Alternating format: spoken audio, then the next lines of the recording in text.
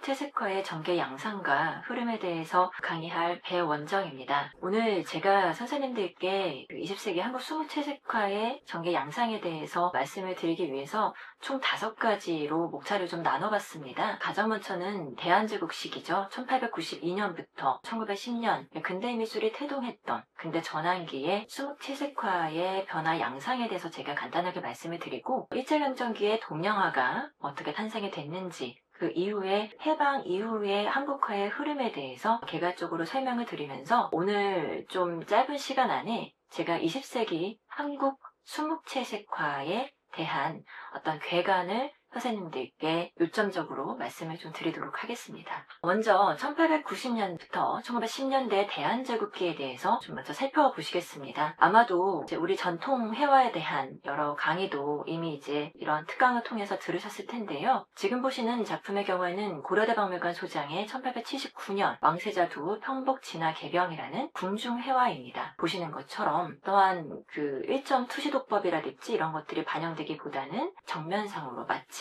인장을, 스탬프를 똥똥똥똥 찍은 것처럼 보이는 그러한 균일한 정면상의 그러한 궁중회화의 모습을 보실 수가 있는데, 궁중회화의 양상이 대한제국 시기가 되면요, 지금 보시는 작품이 이제 고종 이민 진연도병인데요, 1902년에 제작된 국립국악원 소장의 작품입니다. 보시는 것처럼 아까 작품하고는 다르게 약간 그 하나의 투시도법처럼 원근감이 이렇게 모여지는 듯한 모습을 보실 수가 있고요. 그죠? 그러면서 그와 더불어서 자세하게 봐보면 대한제국 시기에 등장했던 태극기와 신식 군인들의 모습들이 궁중회화에서 소재로 또 나오는 모습 또한 보실 수가 있습니다.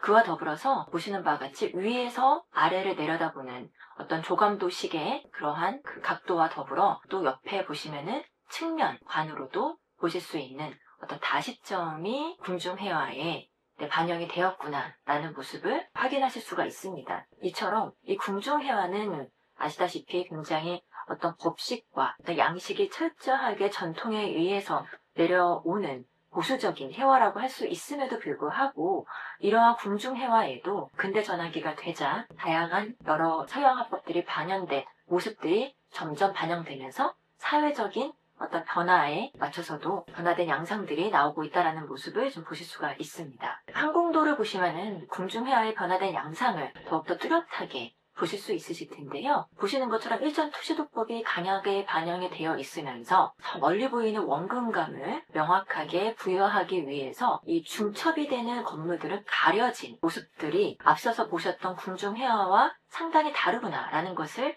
이제 한눈에 보실 수 있으실 겁니다. 이와 더불어서 나무의 표현도 제가 좀 말씀을 드리고 싶은데, 굉장히 도안화된 도식적인 모습을 보이면서도 이 안에도 명암법이 반영이 되어 있고, 이 누각들의 지붕이나 기둥들의 명암이 반영되어 있는 모습 또한 발견하실 수가 있습니다.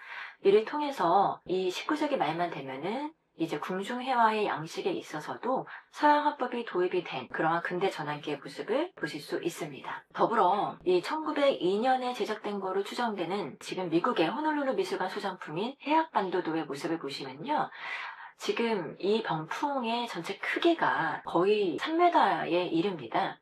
그러니까 기본적인 옛날의 가옥의 구조에는 감히 들어갈 수가 없는 병풍의 크기인데요. 이것이 아무래도 근대 전환기 대한제국 시기이기 때문에 신식 건물들이 지어지면서 청고가 높아지면서 이러한 병풍도 수용 가능한 이러한 병풍들이 제작이 되었다는 것을 보실 수가 있는데, 딱 보시면은 이 병풍이 과연 일본 궁중회화인지 일본 회화 아닌가? 라는 생각을 갖고 계시는 선생님들도 계실 것 같아요. 실제로 뒤에 보시는 어떤 금박 장식, 거기에 또 강한 채색의 사용 등은 이것이 마치 이제 일본 회화의 영향이 강하게 반영이 됐다라는 것을 짐작을 하실 수가 있는데, 여기 보시는 나무나 어떤 또 바위의 태점들이랄지 이런 것들은 분명히 이 조선에서 제작이 된 것이 맞는데, 근데 태동기 이 궁중회화의 경우에는 이처럼 일본 회화의 영향, 서양식 화법의 서구식 화법의 영향 등이 반영이 돼서 이러한 마치 혼종적인 이러한 양상의 모습이 우리 궁중회화에도 반영이 되어 있는 모습을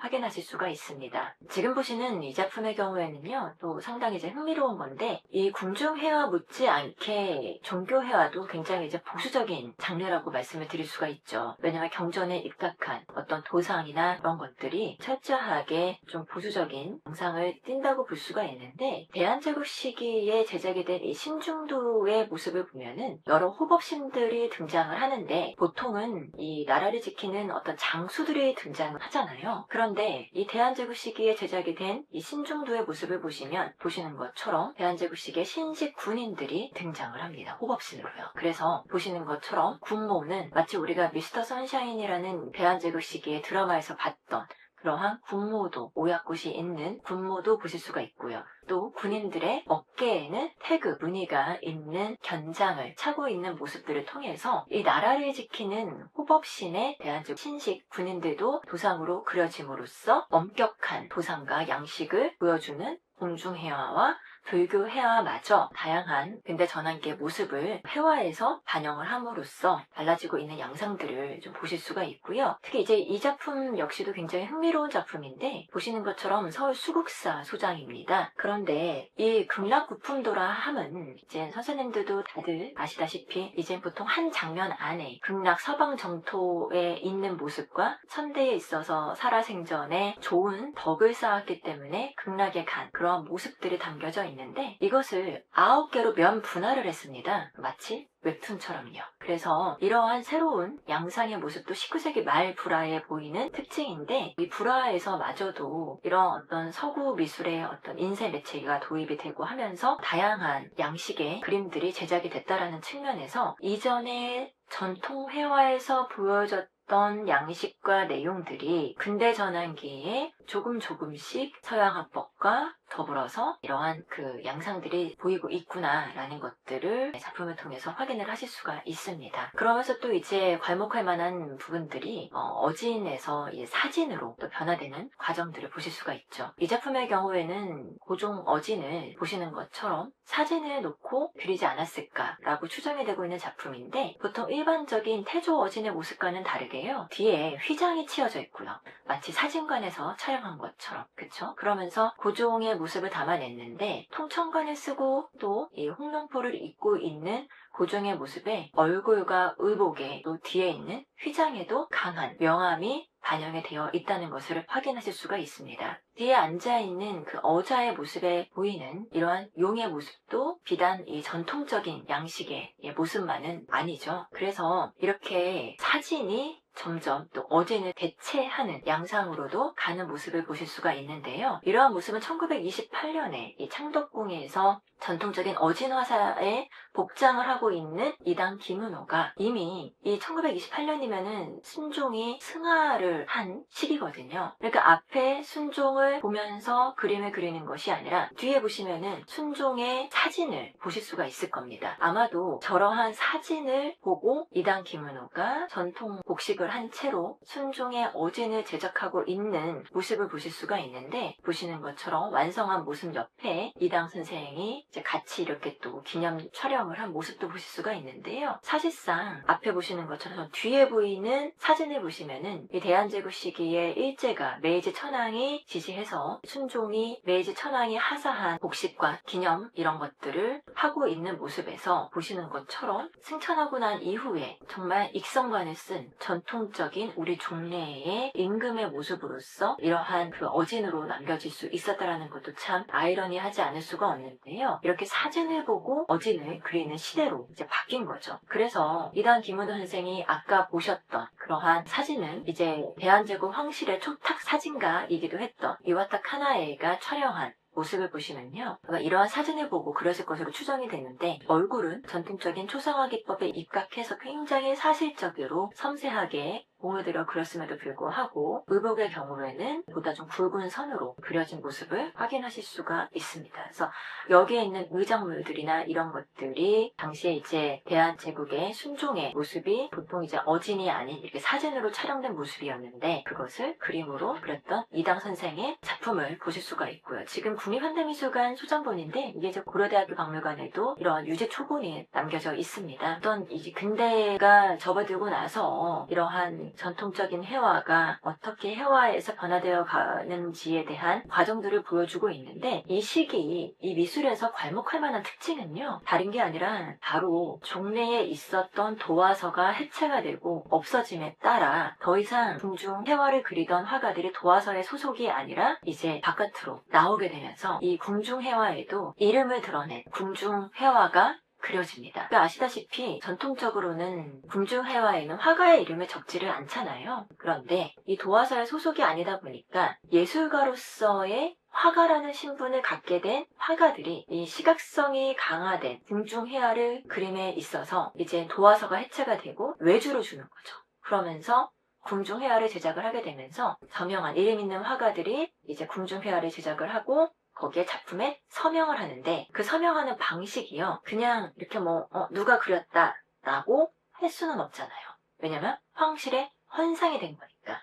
그러다 보니까 누구 삼가 그려 바친다, 내지는 누구 공경에 바칩니다 라는 근사 또는 경사라는 제발과 함께 이것이 황실에 헌상된 궁중회화임을 밝히는 것 또한 이 근대전환기 대한제국 시기의 회화의 특징이라고 말씀을 드릴 수가 있습니다. 그래서 오일영의 경우에는 위창 오세창 선생의 조카이죠. 서화미술회의 1기 졸업생이기도 한데, 아마도 이제 1920년에 그려졌을 것으로 추정이 되는 이유가 1917년에 창덕궁이 화재로 소실이 되고 나서 1920년에 재건을 합니다. 다시 이제 재건을 하면서 창덕궁을 새롭게 꾸밀 장식화가 필요한데, 그랬을 때 도화사에 소속이 되어 있는 도화사의 화공들은 없지만, 말씀드렸던 것처럼 서화미술의 소속이나 서화연구의 소속의 그러한 신진 작가들을 픽업을 해서 창덕궁을 꾸밀 이런 궁중회화를 그리게 시켰던 것이죠. 그러면서 보시는 것처럼 개발의 오일영 근사라고 되어 있습니다. 버드나무 가지 위에 앉아있는 까치의 모습을 그렸는데, 여기에 이제 왕실의 헌상용임을 나타내고 있고요. 마찬가지로 신산 노수연 선생 역시 노수연 근사라고 해서 같은 크기로 제작이 된 이러한 작품들이 보셨던 것처럼 오일영, 노수연, 김은호 이러한 작가들에 의해서 비슷한 크기의 크기들이 제작이 됐다는 것을 보실 수가 있고요. 보시는 것처럼 이렇게 보라색깔 띠를 이루고 또 남색깔, 짙은 남색의 이러한 병풍들이 보통 이제 궁중에서 소요된 이제 장황 스타일이라고 말씀을 드릴 수가 있는데, 이당 선생이 이제 안중식과 조석진에게 사사를 해서 그 안중식과 조석진이라는 마지막 궁중 화가들에 의해서 제작이 된 보석 인물화 양식이 이당 김은호에게도 계승이 된 모습인데, 이당 특유의 어떤 맑은 색채 감각이 더해져서 이제 도창적인 어떤 그런 양상을 또 보여주고 있는데요. 이 작품의 경우에도 마찬가지예요. 신선도를 그려서 기상적인 의미가 담겨져 있는 신선 도상들이 황실의 헌상이 되면서도 여기에 김은호 근화, 삼가 그려 바친다라고 이제 함으로써 이제 이 작품 또한 황실에 헌상된 작품이라는 것을 보여주고 있습니다. 재미있는 것은요, 이 시기 회화가 전통회화에서 무엇이 이제 갖고 다르냐라고 했을 때, 여실히 보여주는 작가 중에 한 면으로 또 채용신을 빼놓을 수가 없을 것 같습니다. 최익현 선생인데, 최익현 선생은 아시다시피 이제 일사늑약 이후로 항일, 의병 활동을 하시면서 이제 관직에 나아갔지만 칩거를 하시면서 입영 활동을 펼치셨던 분이신데요. 이 분이 이제 입영 활동을 하면서 일제 반대를 하는, 항일하는 모습을 통해서 요 최용신 선생이 최익현이 유배가는 모습을 두 폭의 그림으로 남겼어요. 가운데 선을 가로질러서 왼쪽의 경우에는요, 최익현 선생이 보시는 것처럼 서울역에서 이제 궁중에서 숭례문에서 나와가지고 서울역에 인력거에 타고 서울역에 기차를 타고 유배를 가는 모습을 그렸는데, 그를 따라가는 사람들의 모습들, 신하들, 이런 모습들을 다 이름을 적으면서 표기를 했습니다. 그러면서 그 옆에 있는 그림에는 부산에 이제 역에 도착을 한 거예요. 그래서 부산항에서 배를 타고 보시는 것처럼 대마도 스시마 섬으로 유배를 가는. 그래서 최익현 선생은 스시마 섬에서 완전히 이제 단식을 하고, 그래서 여기서 이제 돌아가셨잖아요. 그러한 장면을 위에서 내려다보는 조감도식으로 그림을 그리고 빼곡하게 이제 마치 기록화처럼 그림을 그렸는데, 철도의 모습도 그리고, 그러면서 또 배를 타고 쓰시마 섬으로 유배가는 이러한 최익현의 모습을 이렇게 조감도식으로 그렸다는 것도 이 시기에 나타나는 전환기 회화의 특징이라고 말씀을 드릴 수가 있습니다. 더불어서 이제 이 벌목도라는 풍속화도 상당히 흥미로운데요. 마치 위에서 내려다보듯이 그렸는데 나무를 벌목하는 모습을 그렸습니다. 근데 양쪽의 모서리를 보시면 격자형의 액자식의 형태로서 마치 무슨 액자 안에 어떠한 장면을 보고 있어서 어떤 건물 안에서 건물 밖을 보는 듯한 느낌을 자아내고 있어요. 벌목하는 모습을 담아냈는데요. 보시면은 일전토시도법에 의해서 원근법까지 계곡에 물이 흘러내려가지고 근경은 가깝게, 원경은 멀게 이러한 원근법도 반영이 되면서 저 멀리 보이는 것들을 점점 더 작게 나타내는 모습을 보이는데 이러한 양상 자체가 20세기 초반에 보이는 근대 전환기 회화의 특징이라는 거죠. 또 하나 이제 흥미로운 거는 국립현대미술관 소장품의 십장생도를 보시면요. 십장생도는 아시다시피 궁중이나 사대부들이 어떤 회감년에 많이 소용이 되는 주제의 작품이잖아요. 그런데 이러한 십장생도도 1920년대가 되면요. 어떠한 양상이 되냐면 여기에 종래에 등장하지 않았던 소재들이 등장을 합니다. 이를테면 공자, 또 여기 보시면 원숭이도 등장을 합니다. 이렇게 십장생의 종래에 그려지던 소재뿐만이 아니라 근대 전환기에 접했을 법한 소재들이 등장을 하면서 굉장히 전통적인 소재인 십장생도의 소재들, 도상들마저도 변화하는 양상을 보인다라는 거. 그래서 저 멀리 기러기가 날아가고 있는 모습을 보시면 마치 또 무슨 수채화 같아요. 이러한 것들이 이게 또 횡폭으로 마치 액자로 지금 저희 국현에 어쨌든 이게 지금 액자로 되어 있거든요. 한 폭 한 폭의 병풍이 아닌 액자식으로 이렇게 큰 대형 화면으로 그림을 그렸다라는 점도 흥미롭습니다. 그러면서 대한제국 시기의 궁중이라고 하면은 가장 최고의 안료로 어떤 변화되어 있는 어떤 회화의 양상을 가장 촉발시키는 데 있어서 중요한 역할을 한 것 또한 이러한 궁중회화일 텐데요. 이러한 궁중회화가 도화서가 해체가 되면서 원래 궁중에서 소요되는 그림을 그렸던 화가들이 예술가라는 어떤 지위를 획득하게 되면서 어떠한 변화되는 양상을 겪게 되는지를 제가 이제 말씀을 드렸는데 이게 지금 마지막 궁중회화예요. 아까 말씀드렸던 것처럼 1917년에 창덕궁이 화재로 소실되면서 창덕궁이 이제 재건이 됐단 말이죠. 다시 새롭게 장식을 하는 데 있어서 오일영과 이용우라는 이 서화미술회가 생기는데 거기에 신진 작가들을 초빙을 해서 창덕궁의 그림을 그리도록 시킵니다.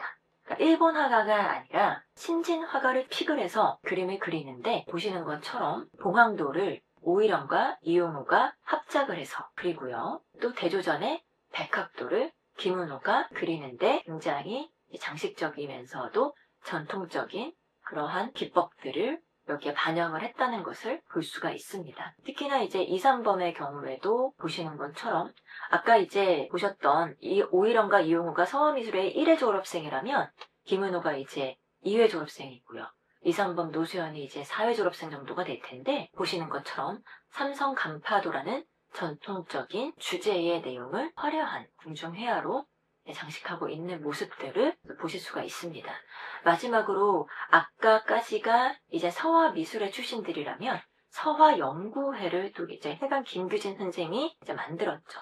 이 김규진 선생은 영친왕의 서예 스승이기도 한데 어쨌든 창덕궁 희정당의 총섭정 절경도를 그림에 있어서 이미 금강산을 방문한 적이 있었던 김규진은 이 그림을 그리기 위해서 이게 비단 880cm예요. 그러니까 저기 끝에서부터 끝까지 빨리 달리기를 해도 몇 초 걸릴 정도로 굉장히 큰 대작의 그림에 있어서 해강 김규진 선생이 보시는 것처럼 총석정의 모습을 조감하듯이 파노라마식으로 그림을 그렸는데 이 그림을 그리기 위해서 금강산을 다시 방문을 해서 스케치를 해서 이러한 방식으로 남겼다라는 것도 중요하고요. 마찬가지로 이처럼 880m나 되는 장관을 특히나 가을산의 모습 풍경으로 남겨서 그렸다는 것 또한 의미가 깊습니다. 그렇기 때문에 해강 김규진의 아들 청강 균형기 선생은 이제 성균관대 이제 교수도 하셨고 했었죠. 이 작품은 1990년대 그림이긴 하지만 상당히 좀 의미가 있는 작품이라서 제가 이제 가지고 왔는데 우리 동네라는 제목의 보시는 것처럼 고종이 대한제국의 건립을 선포했던 원구단의 모습과 또 황궁의 모습, 또 요 밑에 있었던 천연당 사진관, 우리나라 최초의 어떻게 보면은 보물수품 경매상이라고 할 수 있는 고금서화관이 함께 있는 우리 동네의 모습을 청강기념기 선생이 한글로 또 제발을 남겨놓음으로써 옛날의 기억을 추억해서 이렇게 또 화면에 남겨놓음으로써 달라진 또 기록화적인 모습을 또 이렇게 남겼기 때문에 이 또한 의미가 있어서 제가 좀 도판으로 소개를 해드립니다. 굉장히 이 지붕이나 이런 것들은 굉장히 또 꼼꼼하게 표현을 했다라는 것을 우리가 볼 수가 있습니다. 정리를 하자면요. 1911년에 서화미술회가 생기고 15년에 서화연구회, 그럼 서화협회가 1918년부터 36년까지 지속이 됐다면 조선미술전람회가 이 대한제국 시기의 근대전환기에 궁중회화의 다양한 변화된 양상을 거치면서 일제강점기 시기가 시작이 되고 그러면서 1922년부터 44년까지 해방 이전까지 조선미술전람회라는 최초의 우리나라의 관전이 열립니다. 그러면서 우리가 그전에는 서화로 불리었던 그 시대에서 이제 미술이라는 이름이 새롭게 도입이 되면서 다시 말해서 이제 새로운 동양화가 탄생이 되는데 그 전에 이제 또 잠깐 소개를 좀 해드리자면 1915년에 백악충효도의 모습 보시면 안중식이 그린 작품인데요. 경복궁의 모습을 이렇게 그린 건데 실경에 입각해서 실제로 눈으로 보고 그린 이러한 작품이 종래의 전통 산수화와 다른 이런 근대의 모습을 이제 우리가 보실 수가 있는데 이도영의 이제 이런 기명절지 역시도 아까 제가 궁중화가들의 궁중회화의 모습만 보여드렸다면 기존에 이제 그려졌던 그런 박고도, 서창천공도라고 하는 그런 길상적인 소재가 화면에 그려지는 것은 오원 장승업의 모습과 이 계승하는 면모를 보이지만 이도영 선생은 이제 근대가 되니까 이러한 전통적인 기물에 바나나도 등장을 하고요. 그러면서 지그재그식 구도를 취함으로써 어떤 실제적인 공간감을 화면에 부여를 하고 그러면서 벼루나 이런 데에는 또 명암법을 반영을 함으로써 이러한 기명절지의 모습에서도 근대의 달라진 어떤 모습을 보여주는데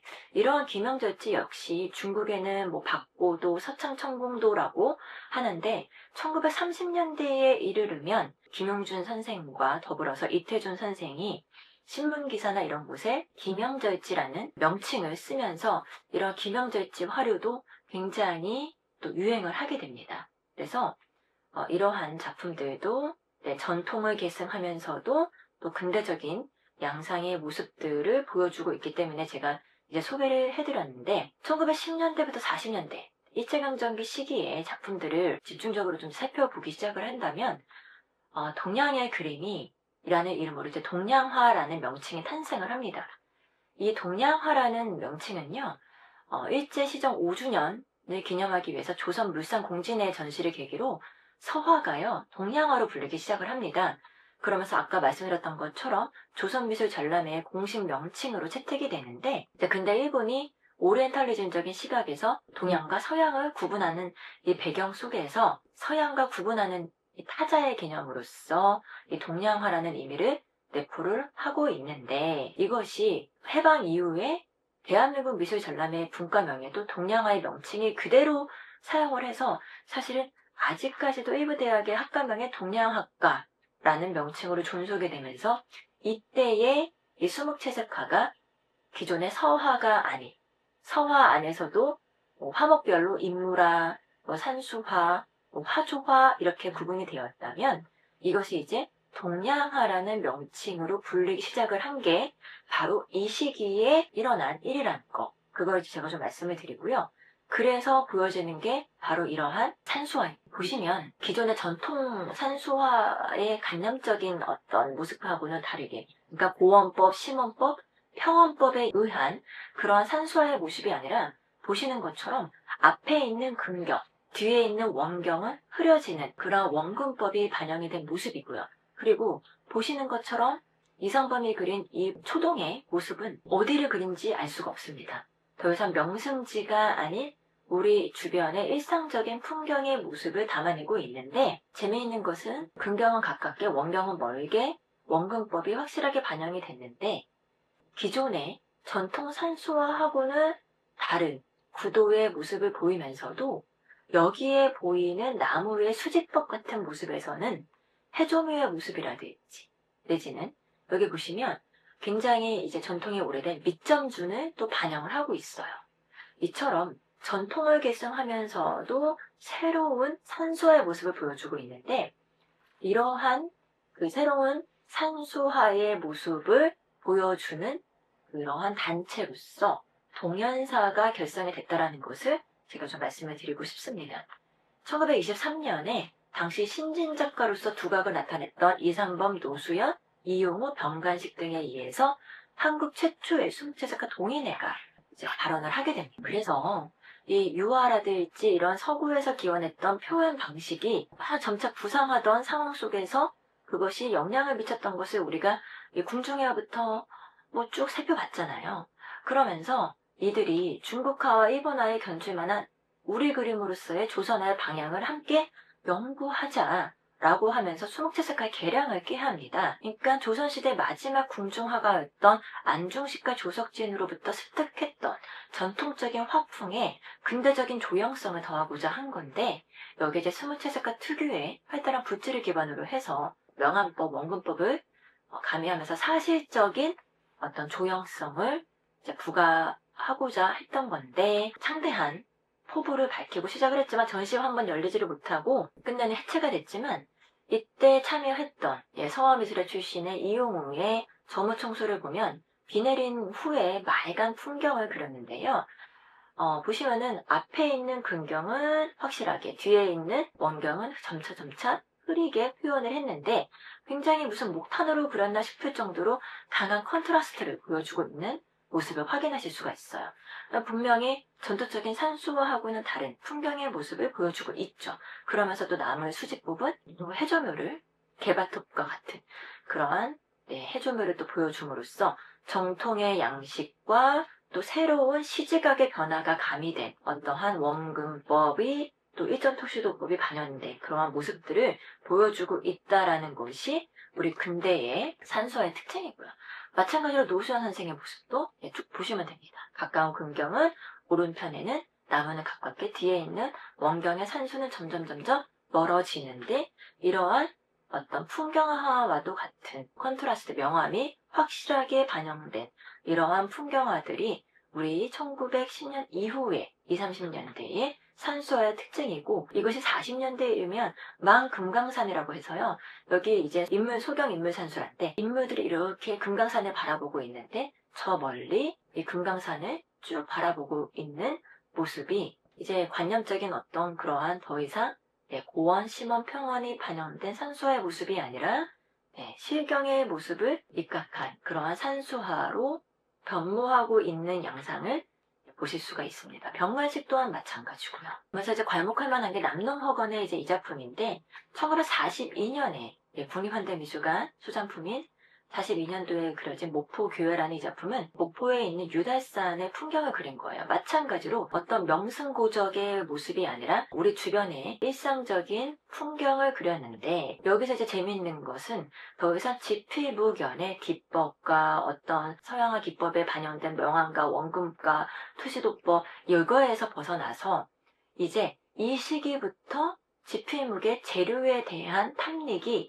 40년대에 벌써 이루어지고 있다는 것을 보여주고 있는 작품이기 때문에 유의미한 작품입니다. 보시면 실제로요. 이 토점이라고 해서 산의 모습 같은 경우에는 황토를 발라가지고 점묘법처럼 이렇게 점을 찍어서 그림을 토점화의 기법을 사용하고 있는 모습을 확인을 하실 수가 있는데 그러니까 어떤 재료에 대한 지필묵의 기법과 양식에 의한 것에서 벗어나 이제 한 발자국 더 나아가서 어떤 재료에 대한 탐닉이 이때부터 벌써 이루어지고 있구나라는 것을 이제 보실 수가 있는 거고요. 그래서 45년 해방에 그려진 이 작품을 보면 이 커다란 나무 아래에 이렇게 좀 한가로 쉬고 있는 모습을 한가로운 전경을 보여주고 있는 장면인데 아까 보여드렸던 남농 선생의 이러한 토점화의 기법의 잔흔이 이러한 색점을 통한 모습을 통해서 아직까지도 그러한 모습이 이제 남아있는 모습을 또 보여주는 작품으로서 또 의미가 있고요. 이러한 남노 선생은 나중에 이제 다양한 산수화도 그리면서 전통을 계승하면서도 독창적인 모습을 보여주는데, 분명히 기법이나 이런 필치는 전통을 계승하고 있으면서도 또 어떤 사실성이 가미된 그러한 어떤 화조나 산수화를 보여주고 있다라는 측면에서 이제 한국 근현대 수묵 채색화의 달라진 양상을 또 보여주고 있죠. 정리하자면 1930년대에 이르면 점차 수묵은 산수를, 채색은 인물을 표현하는 수단으로 정착되는 양상을 보이거든요. 지금 제가 방금까지 산수를 계속 보여드렸잖아요. 이제 제가 인물화를 보여드릴 텐데, 채색화에 있어서 특히나 이제 인물화의 양상을 많이 보실 수가 있는데, 채색 인물화의 경우에는 일본화의 어떤 미의식이 강하게 내재된 그림이라면서 외색 논란에 빠져서 수묵과 채색이 극심한 갈등을 낳기도 했었습니다. 지금 보시는 1920년대 애련미인도를 보시면 이게 이제 21년도에 서화협회전에 출품했던 작품이거든요. 보시면은 여성의 인물의 얼굴은 사진을 마치 반영한 것처럼 굉장히 사진 기법이 반영이 된 모습인데, 이 앞에 있는 난간의 모습과 연꽃의 모습은 완전히 또 전통 화법으로 그려져 있어서 절충식 양식을 보여주고 있는 모습을 보실 수가 있어요. 이러한 이단 기모노도 뒤로 갈수록 평면화된 그러한 여성 미인도의 모습을 보여주는데, 이게 이제 일제강점기 시기에 이제 조선미전에 출품했던 이영일의 드문 현존하는 작품인데, 보시면은 뒤에 있는 배경은 마치 일본의 장벽화 같은 느낌도 자아내고요. 그러면서 균일한 선묘로 반영된 이 소녀의 모습이 보실 수가 있는데, 굉장히 장식화된 그러한 모습을 보실 수가 있죠. 뒤에 동생을 업고 있고 이렇게 수술을 잡고 있는 소녀의 모습들, 이런 것들이 굉장히 어떤 일본 화풍의 영향이 많이 반영된 모습을 또 보실 수가 있는 거고요.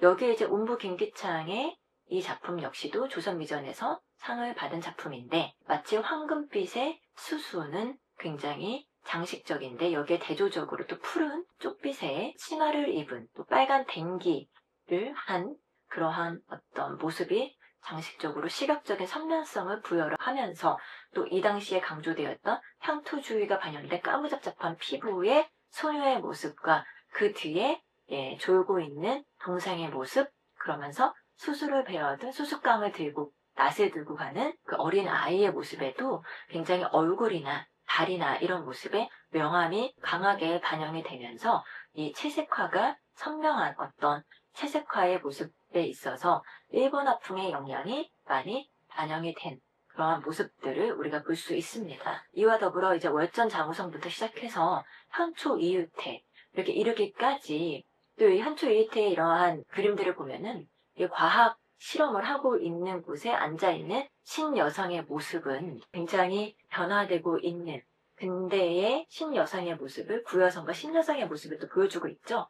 근데 한복을 입고 있는 이 여성도 피아노 앞에 앉아서 이렇게 있는 이런 모습들을 통해서 이제 달라진 시대상이 반영된 어떤 그런 여성 인물화의 모습들이 전개가 되고 있는 모습을 보여드리고 있는데, 이처럼 당시 수묵은 산수, 채색은 인물, 그 양 갈래의 구도 속에서 나중에 해방 이후에는 이러한 채색 화가들이 이제 친일 논란을 불거지기도 하죠.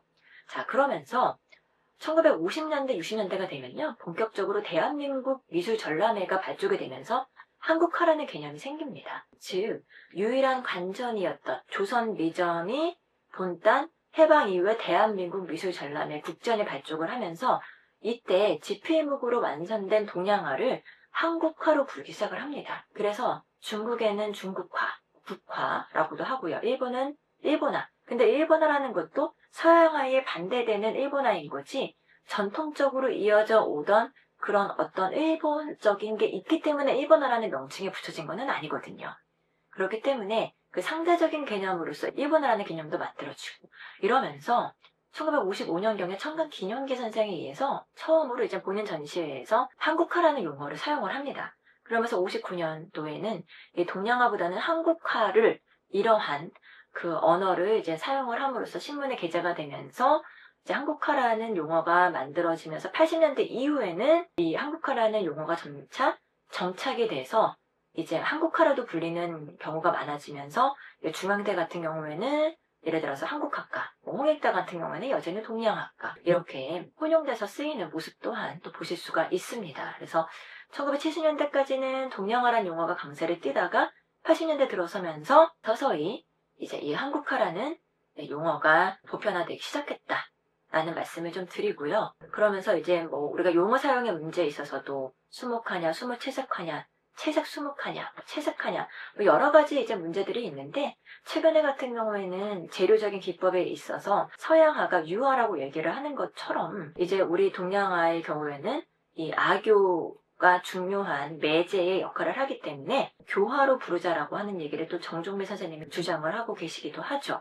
그래서 수목채색화에 대해서는 다양한 용어 사용에 문제가 좀 불거지고 있는데 그러다 보니까 국립현대미술관 소장품도 이제 한국화가 아닌 해화원, 유화의 경우에는 해화2 이렇게 소장품 관리 구분이 이루어지는 모습을 보이면서 과연 이 한국화라는 어떤 개념이 장르가 어디까지인가라는 부분에 있어서 해체되어 가는 그러한 모습 또한 이제 보실 수가 있는데요. 1950년대에는요. 이 모더니즘이 미술계를 뜨겁게 달구면서 동양화에도 큐비즘과 앵보르멜의 추상 양식이 차용되는 모습을 보입니다. 그래서 보시는 것처럼 우리랑 박래아 선생이 이것도 이제 국전에서 상을 받은 작품인데 그 서구 모더니즘의 영향을 받은 큐비즘의 모습이 반영된 이러한 작품들 또 이거 영향을 받아서 또 옹보 김기찬 선생도 이러한 종래에 농악하는 모습을 큐비즘적인 이러한 면 분할을 한 모습을 또 보이기도 하면서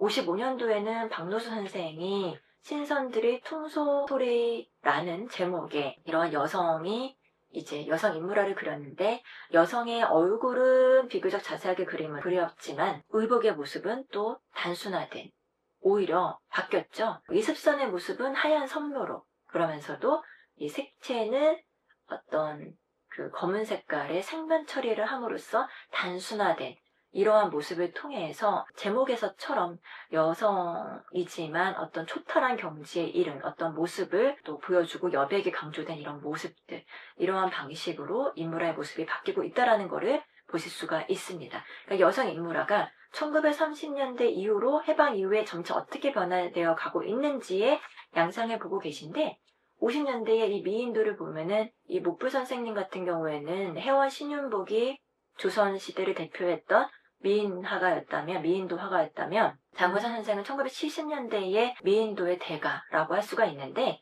구여성과 신여성의 모습을 이렇게 하나면에 담아내는 이러한 시대의 미감도 담아내고 있는 모습이죠. 한복을 입은 여성은 꽃 모양이 그려진 한복을 입고 있고 옷 가락질을 하고 있는데 반해서 옆에 보이는 신여성은 마치 그룹부를 만 듯한 머리 스타일과 또 민소매 이런 거를 통해서 구여성과 신여성이 공존하고 있는 이러한 시대적인 미감이 반영되어 있는 모습도 보실 수가 있고요. 산동 오태어 선생 같은 경우에는 60년대 이제 한국전쟁 이후에 어떤 전우들의 모습을 큐비즘의 모습이 반영된 모습을 통해서 한국의 수묵채색화가 서구 미술사조와 더불어 또 반영이 된 모습들도 보실 수가 있고 그러면서 박정희 대통령 이후에 어떤 그 민족 미술 중흥 더불어 국가 건설에 이바지를 해야 한다라는 그런 국가 중흥 정책과 맞물려 국전에서요 이렇게 또 열심히 일하는 어떤 노동자들의 모습들이 또 한때 국전을 또 유행하는 인기 있는 소재로서 다수 이제 그려지게 됩니다. 그래서 이종상 선생님 같은 경우에는 이제 5만 원권을 그린 신사인단 초상을 그린 화가로도 유명한데 당시 국전에 이렇게 노동자들이 작업하는 모습들. 근데 누구 하나 시선을 맞추고 있지 않고 각자 일을 열심히 하고 있는 이러한 모습들도 소위 안장을 채우는 이러한 모습들을 통해서 이러한 노동하거나 일상의 풍경들이 국전에서 수상하는 어떤 주요한 주제로서 또 인기를 끌게 되는데 이것이 이제 이화여대 또 동양학과 교수를 오랫동안 정년퇴임 얼마 전에 하셨던 오용길 선생님의 이러한 우시장의 모습이라든지 또 이철주 선생님의 경우에는 이제 비단 일하는 노동자의 모습뿐만이 아니라 주변에 할아버지가 아이에게 이렇게 또 일하는 모습에서 다정한 소재로서 작품들이 또 그려지면서 이러한 주제들이 일상적인 풍경의 모습들, 인물화들이 점차 또 그려지면서 국전에서 주요한 하나의 갈래를 또 이루고 있다라는 점도 말씀을 드리고요. 이 시기에 또 당시에 이제 서부에서는 세계 이제 2차 대전이 끝나고 나니까 앵포르멜이 가장 인기 있는 미술의 장르로 등극을 하는데 여기에 우리 동양화가들도 한국 화가들도 영향을 받습니다.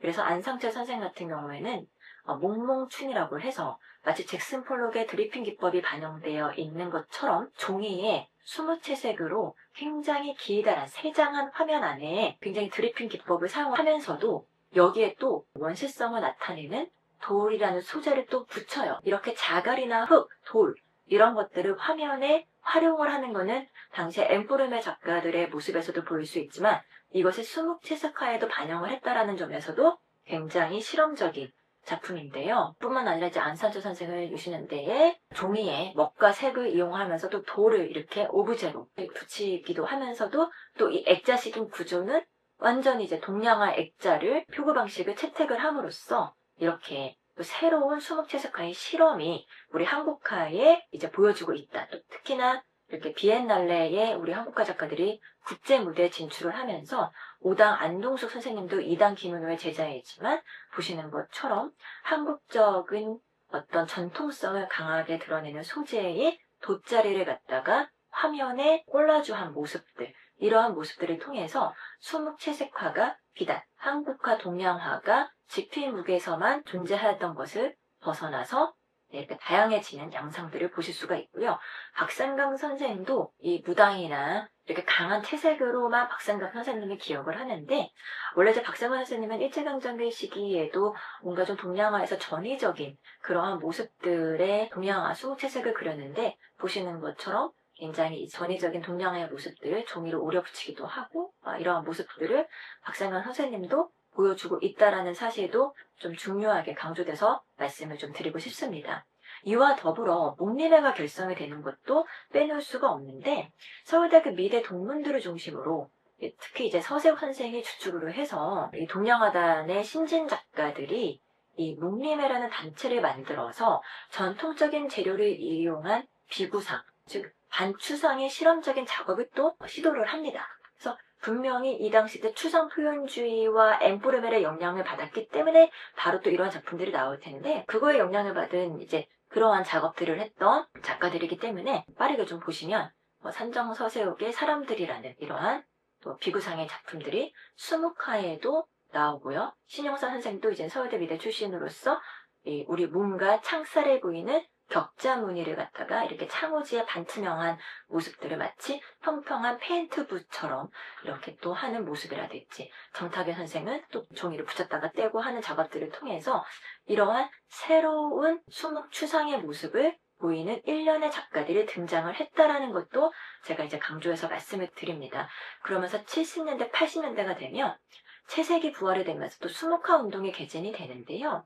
말씀드렸던 것처럼 70년대, 80년대는 특히나 한국적인 것의 재발견을 이제 도모하는 어떤 기치 아래에 굉장히 한국성 담론이 활성화를 띠고요. 그러면서 일상생활 주변의 풍경을 그리는 실경산수화가 국민 그림으로 등극을 한다라는 거를 좀 말씀을 드리고 싶어요. 그래서 이런 민족 기록화가 유행을 해서 장우산 선생이 신라시대의 화랑 연무도 이런 것들이 각 국가기관을 장식하는 그림으로서도 한국 화가들이 많이 참여를 해서 그림도 그렸고요. 온보 김계전 선생의 이런 아악의 리듬이 나올 수 있었던 건 역시 이런 한국성 담론이 이제 점점 대두가 되면서 나오게 되는 이 전통을 중시하는 모습이겠죠.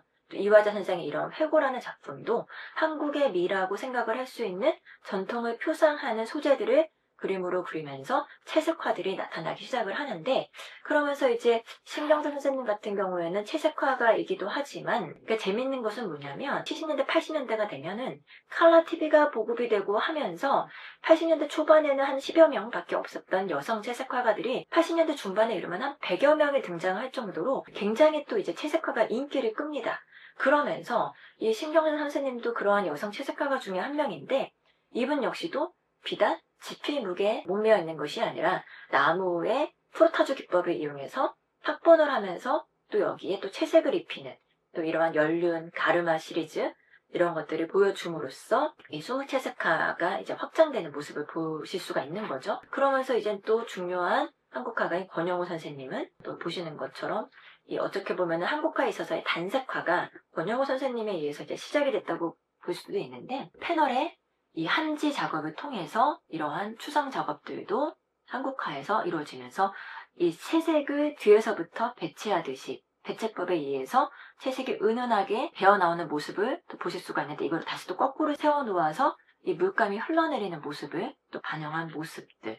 그러면서 이은호 선생님도 이제 문자 추상, 이미 문자라는 어떤 읽을 수 있는 그 문자의 요소는 해체가 되어버렸지만 여기에 종이와 먹색으로 이런 문자 추상의 작업들, 또 송수란 선생님은 더 나아가서 이제 물성 작업이 더 반영된 이러한 추상 작업들이 한국화단에 있어서 유행을 하게 되고 실험을 하게 되고요. 그러면서 천경자 선생님의 석체를 이용한 채색화, 이숙자의 이러한 채색화가 나중에는 이제 이브의 보리밭 시리즈로 또 유명하시지만, 보리밭의 보리알 하나하나에 굉장히 두터운 또 채색을 입혀서 요철감이 드러날 정도의 또 채색 작업들을 또 하는, 그걸로 또 특징을 이루는 이숙자 선생님의 이러한 채색화 등, 이 80년대 중반 이후가 되면 여성 채색화가들의 작업이 굉장히 활발하게 활기를 띈다라는 점을 좀 강조해서 말씀을 드리고 싶어요. 여기에는 박상강 선생님이 또 80년대에 민족미술 건설에 입각한 어떤 무당이라든지 이러한 민족성이 담긴 그림들이 제재가 유행을 하면서 한국 미술의 어떤 이 채색화가 이 붐을 일으키는 데 있어서 큰 도화선을 긋는 작업들도 있었고요. 더불어 이제 박노수 선생님이 아까 선소운도 맞다면 이후에 자기 양식화된 어떤 선명한 청명한 푸른색 계열을 띤 또 자기 모습의 자아상적인 모습이 담긴 관념산수화도 이러한 방식으로 이제 개진이 되고요. 오태환 선생도 아까 이제 큐비즘적인 그런 전후의 모습을 보셨다면 고대 벽화의 기법에 의한 암체 기법, 또 긁어내고 다시 또 덧칠하고 긁어내고 덧칠하고 하는 듯한 작업을 통한 독창적인 자기만의 벽화 양식에 기반한 이러한 채색화들이 나오고, 나중에는요 동양화가 이제 국전에서도요 비구상 부분에 있어서도 처음으로 수상을 한 작가가 이제 황창배 선생인데, 그냥 물감을 뿌리고 했었을 때 자연적인 이런 모습에 나중에 이제 형상화 작업들을 통해서 이러한 비구상 부분에 있어서도 대통령상을 받을 정도의 이러한 그 작가들이 등장을 하는데, 황창배 선생님의 어떤 전위적인 한국화도 시도가 된다라는 점을 통해서 이 한국화가 굉장히 다양해지는구나 라는 모습을 좀 보실 수가 있습니다. 그러면서 80년대 남천 손순환 선생님의 이에서 다시 우리가 어떤 그 상업주의와 그러한 채색 위주에서 다시 또 수묵으로 돌아가자. 수묵의 정신성을 강조하는 수묵 추상의 수묵화 운동이 일어나면서 먹에 집중하는 모습들. 그래서 여름나무라는 건데 굉장히 추상화시켰지만 먹의 물성을 강조한 이러한 모습들을 통해서 수묵화 운동들이 또 이렇게 유행을 하면서, 이제 김호득 선생님의 폭포 같은 경우에는 이 어떤 부세칠감 마띠에르를 강조를 해서 한 호흡으로 이렇게 내리그은 본인만의 독창적인 어떤 먹작업들을 보여주죠. 그러면서 이초추 선생님 같은 경우에는 꽃보다 아름다워라는 글씨를 다 해체를 시켜서 이렇게 다시 콜라주를 한다라든지 이러한 작업들이 이루어지고요. 홍순주 선생 같은 경우에도 이 먹의 어떤 변화라든지 질감들, 이러한 모습들이 나오면서 이영찬 선생님을 비롯한 이 실경산수화가 군민산수화로 등극을 하게 됩니다. 그래서 실제로 봤던 우리 실경의 모습을 실제로 현장에 가서 그림을 내 눈으로 보았던 풍경을 그림으로 그리는 실경산수화가 군민산수화로 등극을 해서 이열모, 대산 김동수 이런 분들의 임송이, 이런 분들이 자기가 눈으로 직접 본 실경을 그리는 실경산수화가 크게 유행을 했었다라는 거, 그런 부분들을 얘기를 드립니다. 그러면서 이제 또 빼놓을 수 없는 작품이 이 김하영을 비롯한 이제 삼인행이라는 작가들의 행보를 또 이제 빼놓을 수가 없는데, 기존의 어떤 산수화에 있어서 보지 못했던 그런 일상적인 모습을 이렇게도 그릴 수 있구나 라는 모습에 굉장히 당시로서 이 센세이션을 불러일으켰었던 작가님들이 있는데요. 이 김하영 선생의 이런 옥인동의 풍경의 모습부터 시작을 해서 80년대가 되면요, 도시 풍경 시리즈가 또 한국화에 있어서 주요한 소재로서 등극을 하게 됩니다. 석조주 선생님의 이런 외곽지대는 장판지에 그린 어떤 판자촌의 모습을 그린 도시 풍경의 모습이고요. 또 신선욱 선생님의 수묵의 발목에 보이는 또 이러한 휘목이 강조가 됐지만 분명히 또 그 소재는 도시 풍경을 그리고 있는 모습이라든지, 이철령 선생의 도시새벽은 금강산 1만 1천 봉이 아닌 이제 아파트가 이렇게 산수 풍경을 이루고 있는 이러한 도시 풍경 시리즈가 유행을 하게 됩니다. 그러면서 이제 국전이 아닌 민전 시대가 되면서 이 민간에서 만들어진 미술 전람회도 이제 크게 인기를 끌게 되는데, 김선두 선생 같은 경우에는 이렇게 이 중앙미술대전이라든지 동아미술전에서 수상을 하면서 신예의 작가로서 주목을 받게 되는데, 보시는 것처럼 지하철 2호선의 노동자의 모습을 그리는데 이 지하철에 흔들리는 그런 미세한 진동마저도 수묵채색이라는 종래의 지필묵이라는 소재를 사용해서 작품에서 이렇게 담아냈다라는 것. 장지에다가 이러한 미세한 떨림의 표현까지 구현해냈다라는 것도 의미가 있고요. 또 조항 교수의 도시 한담 시리즈라든지 이렇게 도시 풍경 시리즈가 유행을 하게 됩니다. 서정태 선생님의 이 작품 역시도 뒤에 보이는 이런 판자촌에 올라가는 빨간 이렇게 보자기를 뒤집어 쓴 한 여인의 모습을, 스토리가 있는 내용들을 종래의 그 동양화에서는 잘 사용하지 않았던 금색의 기법들을 또 사용을 과감하게 하는 모습도 보여주고요. 또 오수관 선생님의 이런 또 휴식이라는 작품의 경우에는 여성 작가인데도 불구하고 굉장히 선이 굵은 모습을 보여주는데, 그 아른아른한 어떤 그 도시의 불빛이 막 있는 모습을 이렇게 발목 기법만으로도 잘 표현을 했기 때문에 당시 또 이제 국전에서 좋은 평가를 받았던 작품입니다. 그러면서 이러한 수묵채색화가 근대 전환기부터 쭉 다양한 어떤 현실을 반영하는 모습들을 보여주는데, 1990년대가 되면은 이제 글로벌 시대와 더불어서 우리 미술에 있어서는 포스트 모더니즘 시대에 도입을 하게 되는데요. 마찬가지로 한국화도 장르의 경계가 해체가 되면서 수묵채색화도 굉장히 그 다양성에 있어서의 발목할 만한 모습을 보여주고 있습니다. 그래서 아까 보셨던 묵림회에 활동했던 민경갑 선생도 더 이상 이젠 수묵의 추상뿐만이 아니라 우리가 알고 있는 1월 오봉이라든지 십장생도의 모습을 되게 디자인적인 모습이 가미된 이러한 모습도 보여주고요. 네, 굉장히 이제 서양화도 같은 이러한 채색화로 어떤 추상 작업이 이루어지고 있는 그러한 한국화의 모습을 보고 계시고요. 김보희 선생님 같은 경우에도 1970년대부터 꾸준하게 채색 작업을 하고 있는데, 지금 이 국립현대미술관의 이 작품도 중요하지만 또 제주도 시리즈로 또 굉장히 독창적인 그런 기법들을 보여주고 계신데, 이러한 채색화의 모습들이 굉장히 90년대 이후에도 지속적인 모습을 보여주고 있고요. 김춘호 선생님의 유연이라는 작품의 경우에는 이제 수묵의 어떤 작업을 하셨던 김춘호 선생님이 종이를 찍고 어떤 한지의 물성에 입각한 이러한 작업들이 이루어지고 있다라는 것도 어떤 한국화의 다양성을 보여주고 있는 거고, 원무자 선생님도 더 이상 지필물견에서 벗어나서 종이에 구멍을 뚫고 그거에 통해서 빛을 투과시킴으로써 어떤 이 한지라는 물성에 입각해서 동양화라는 그런 매체를 크게 벗어나지 않으면서 확장하려고 하는 그러한 양상을 보여주고 있는 모습으로 계속 이제 변화가고 있는 한국화의 모습을 보고 계십니다. 그러면서 이제 박단 선생님의 금강산이라고 하는 전통적인 제재도 완전히 이제 추상화적으로 모습을 또 보실 수가 있고, 조윤호 선생 같은 경우에도 휘어진 산수라고 해서 경비행기를 타고 우리의 그 다시점이 특징인 어떤 동양화의 그러한 모습을 저렇게 표현한 이러한 휘어진 산수 시리즈, 또 이종민 선생은 고구려 부분벽화에서 볼 수 있는 프레스코의 벽화를 인왕산을 또 저렇게 종래의 벽화기법으로 그리는 한국화의 모습도 보여주고 계시고요.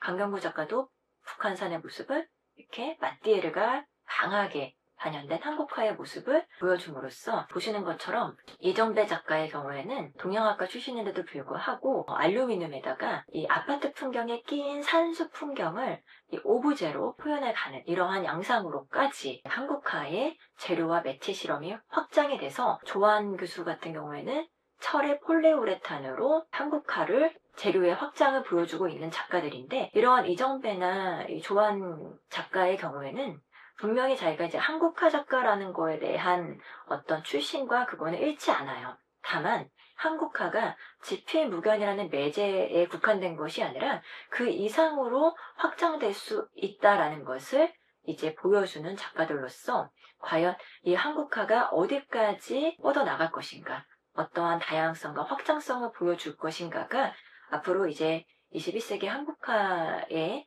또 기대되는 부분이고요. 지금까지 저와 함께 근대전환기 수묵채색화의 변화되는 양상부터 동양화라는 개념의 탄생에서 한국화로 정착이 돼서 그 이후에 포스트 모더니즘 시기 이후에 한국화의 영역이 점점 더 확장되는 모습까지 살펴보셨습니다. 이를 통해서 제가 좀 주요 괄목할 만한 20세기 한국 근현대 수묵채색화의 전개 양상과 흐름 또 전망을 함께 살펴보셨는데요. 전통에서부터 시작했었던 우리 한국화가 향후 어떻게 더 얼마나 더 확장되는 모습을 보이면서 전통을 계승함과 동시에 새로운 미술 사조를 반영함으로써 이 동시대 미술로서 자리매김할 수 있을지에 대해서 지속적으로 관심을 가져볼 필요가 있겠습니다. 들어주셔서 감사합니다.